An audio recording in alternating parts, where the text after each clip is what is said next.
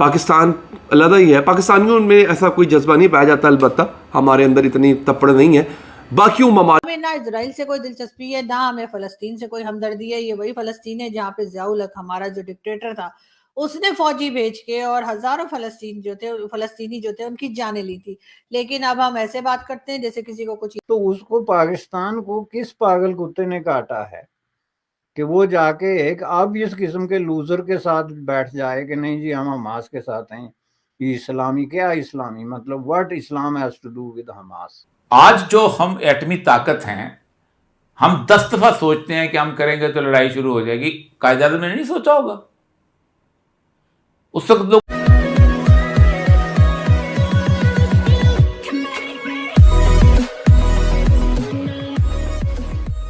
नमस्कार दोस्तों, अब जब कभी भी फिलिस्तीन वाला इश्यू होगा या फिर कोई भी मुस्लिम मतलब जो कंट्री है उसमें जो दूसरी पार्टी होगी वो नॉन मुस्लिम होगी, तो खास करके पाकिस्तान के अंदर प्रोटेस्ट बहुत ज़्यादा होते हैं। अब अगर मतलब पिछले अगर 10 15 20 साल या फिर जो 70 80 साल का जो पिछला जो हिस्ट्री रही है, अगर आप उसको चेक करो ना, तो पाकिस्तान में हमेशा एक होड़ रहती है कि भाई वो खुद को बड़ा मुस्लिम बताने के लिए ट्राई करते रहते हैं। क्योंकि मतलब जो ये अरब कंट्रीज है खास करके यही मानते हैं कि तुम जो हो ना वो दूसरी दर्जे के मुस्लिम या फिर तुम मुसलमान हो ही नहीं। इसीलिए जब कभी भी कोई इवेंट पाकिस्तान के अंदर होता है, जैसे कि मान लीजिए कि उन्होंने न्यूक्लियर बॉम्ब बनाया, तो क्या नाम दिया था? Islamic bomb. एक नया सिटी बनाया, क्या नाम दिया? इस्लामाबाद। फिर वो क्या क्या कहते रहते हैं कि भाई जो पाकिस्तान है वो इस्लाम का किला है। मतलब वो इसी टाइप की खुद को आसपास जकड़ के रखते हैं। जैसे एक बार इंडिया हार गया था T20 में 10 विकेट से पाकिस्तान के सामने, शायद वर्ल्ड कप ही था। उसमें क्या सिचुएशन हुई थी, मतलब वो शेख रशीद क्या कह रहा था, इस्लाम को डेडिकेट की थी या फिर कुछ इस टाइप की चीज़ें। कहने का मतलब ये है कि हर समय ये ट्राई करते रहते हैं कि हम बड़े मुसलमान हैं, जबकि अरब लोग जो है, आपने कभी देखा है ये जो रिजवान यहाँ पर है ना, वो नमाज वमाज पढ़ता रहता है। आपने कभी पाकिस्तान अफगानिस्तान के प्लेयर को इस टाइप की हरकत करते हुए देखा है? कभी नहीं होगा। इसी के साथ ही वीडियो शुरू करता है। पाकिस्तान अलग ही है। पाकिस्तानियों में ऐसा कोई जज्बा नहीं पाया जाता, अलबत्ता हमारे अंदर इतनी तपड़ नहीं है। बाकी ममालिक ने, तुर्की ने, लबनान ने, इन्होंने जो है वो ख़ुद को रजिस्टर करवा दिया और ये कह रहे हैं हम जाके वहाँ पे लड़ेंगे, जहाद करेंगे। वो कह रहे हैं जहाद हम पे फ़र्ज़ है, वो इस बात को तस्लीम कर रहे हैं, वो लड़ेंगे जाके। खैर हमारे यहाँ वो आपको पता है, मैं माजरत के साथ, वो अक्सर निकल पड़ते हैं, पगड़ी वाले हमारे साहब जो हैं वो अक्सर निकल पड़ते हैं, हम ये कर देंगे वो कर दें, अपने लोगों की गाड़ियाँ जला देते हैं। वो पता नहीं किधर सोए हुए हैं भाई साहब, वो जो अक्सर जो है वो लोगों को गालियाँ वालियाँ भी देते हैं। वो फिर मेरे, आप समझ गए होंगे मेरी बात ना, वो निकल पड़ते हैं अक्सर बड़ी सी पगड़ी पहन के ना, मोटरसाइकिल पे, कभी घोड़े पे निकल पड़ते हैं। उस बंदे को ढूंढे, वो किधर है, वो गायब है आजकल, नज़र नहीं आ रहा। खैर अलबत्ता नाजरीन, हमें ना इजराइल से कोई दिलचस्पी है, ना हमें फलस्तीन से कोई हमदर्दी है। ये वही फलस्तीन है जहाँ पे ज़ियाउल हक हमारा जो डिक्टेटर था, उसने फौजी भेज के और हजारों फलस्तीनी जो थे उनकी जानें ली थी। लेकिन अब हम ऐसे बात करते हैं जैसे किसी को कुछ याद ही नहीं। सबकी जो है वो मेमोरी कार्ड उड़ गया है या फिर करप्ट हो गया है, कुछ याद ही नहीं, हमारा ये मानना है। लेकिन बहरहाल अब हमारी आदतें तो बदलने वाली है नहीं। लेकिन ये बहरहाल ये कोई खातून थी जो कि असेंबली में खड़े होकर बात कर रही थी, यानी कि पाकिस्तान की असेंबली के अंदर खड़े होकर ये बात कर रही थी।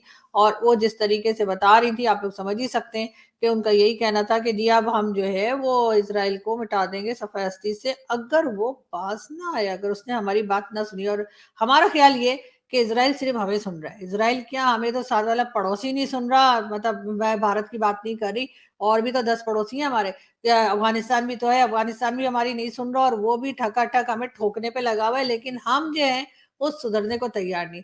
खैर हम, तो उसको पाकिस्तान को किस पागल कुत्ते ने काटा है कि वो जाके एक ऑब्वियस किस्म के लूजर के साथ बैठ जाए कि नहीं जी हम हमास के साथ हैं। ये इस्लामी क्या इस्लामी मतलब what Islam has to do with Hamas. किसी भी तरीके से आप उसकी कोई जस्टिफिकेशन हमें पेश करके बताएं। तो ये मुझे हैरत होती है सर, ये मैंने अपनी किताब में भी जो फेल्ड डिप्लोमेसी में लिखा था कि मैं ये समझने से कासर हूँ कि जो पाकिस्तान का पॉलिसी मेकर है वो आखिर लॉजिक कौन सा यूज करता है इस तरह के डिसीजन करने में। For example at this most critical जो time of period of time है इंटरनेशनल डिप्लोमेसी में, उसमें ये डिसीजन करना कि हम हमास के साथ हैं। फॉर एग्जांपल भाई आपने कुछ खाया हुआ है हमास का? खाया हुआ अगर नहीं है तो आइडियोलॉजिकली स्पीकिंग क्या जो लाखों करोड़ों फ़लस्तीनी जो हैं, जो हमास को नहीं मानते, वो सारे गद्दार हैं? वो मुसलमान नहीं हैं? उनके पीछे कुरान और हदीस नहीं है? इस्लामी दुनिया के बेशुमार मुल्क जो हैं, जो हमास को नहीं मानते, वो क्या इस्लाम के गद्दार हैं?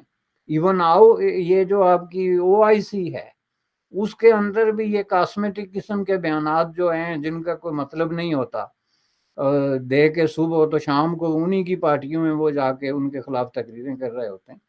तो मैं समझता हूँ कि ये बड़ी जो है वो पाकिस्तान की लीडरशिप की नालायकी और ना एक वीडियो और दिखाती हूँ, और ये भी जो है वो बात की जा रही है फलस्तीन की और उसके साथ इजराइल की, और हमारे लोगों का जज्बा आपको दिखाने को मिलेगा। मतलब मैं कोशिश कर रही हूँ आपको बता सकूं कि पाकिस्तान में कैसे कैसे लोग रहते हैं।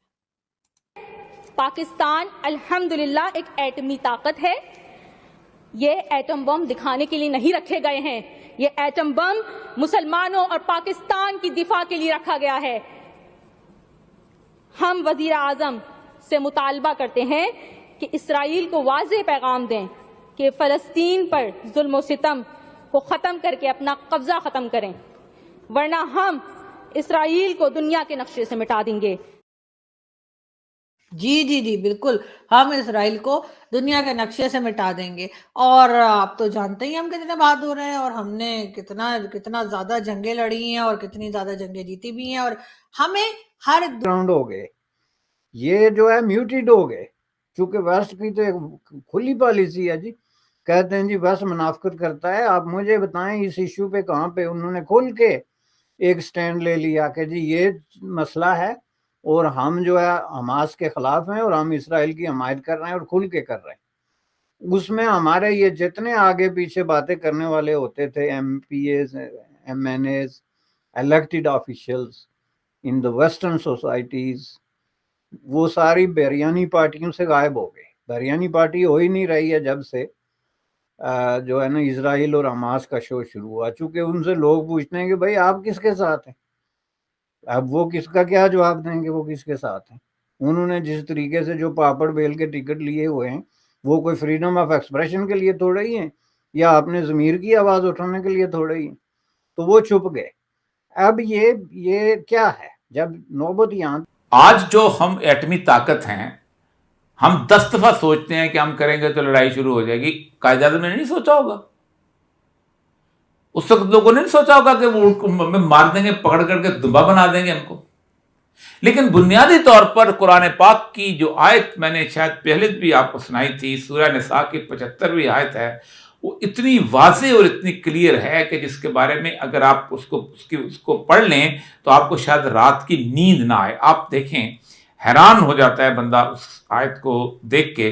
अल्लाह तबारक व तआला फरमाते हैं, मालकुम ला तुकातिलून फी सबीलिल्लाहि वल मुस्तज़फ़ीन मिनर रिजाल वन निसाइ वल दान अल्लज़ीना यक़ूलून रब्बना अख़रिजना मिन हाज़िल क़रयति ज़ालिम अहलहा। तुम्हें क्या हो गया है? तुम मुर्दा हो गए हो, तुम में खैरत खत्म हो गई है कि तुम अल्लाह की राह में उन नातवान मर्दों और औरतों और बच्चों के पुकारने पर जहाद के लिए नहीं निकले, जो दुआएं मांग रहे हैं कि अल्लाह हमारे परवरदिगार इन जालिमों की बस्ती से करियत जालिम हमें निजात दिला दे और हमारे लिए खास अपने लिए कोई हमायती मुकर्रर कर दे और हमारे लिए खास अपने पास से मददगार दे। वजलना मिल्लत उनका वलीयम वजलना मिल्लत उनका नसीरा। यानी जो उनके लिए निकलेगा वो अल्लाह कहता है मेरी तरफ से वलीयम, मेरी तरफ से नसीरा निकलेगा। सवाल नहीं होगा मेरे पास क्या है हथियार को, ये माइक